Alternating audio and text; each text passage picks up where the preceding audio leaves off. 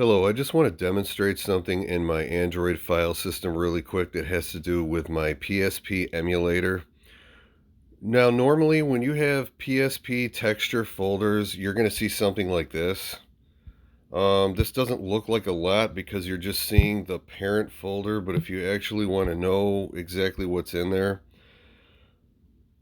1,793 files in 129 folders. And the problem is every file has a minimum amount of space that it takes up in your file allocation table. And so when these files are all uncompressed, it's actually going to take up a lot more space, like a few extra gigs in your file system, because you're not having each one of them compressed inside their own zip. This is what my folders normally look like now. So what you want to do is keep the name of the folder, and you want to go inside it, highlight everything, change the name to textures.zip when you compress it, and that's all you have to do.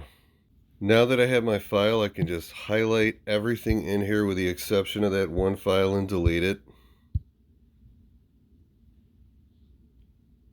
And then just rename this,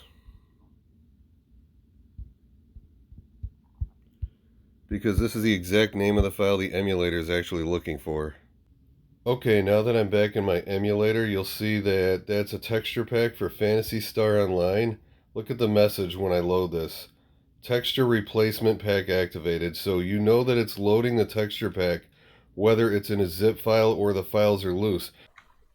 If you have about 10 plus texture packs loaded in your PSP Textures directory, you're going to notice a size reduction of about a few gigs using this technique if you're on an Android phone. I don't think you'd really notice a size difference if you're on a PC due to the way it allocates files in its file allocation table. Anyway, that's all this is. I just want to show you how to save a little bit more space on your SD card for your phone or RetroPie or whatever you're using. Thank you for watching my video. I'll see you guys soon.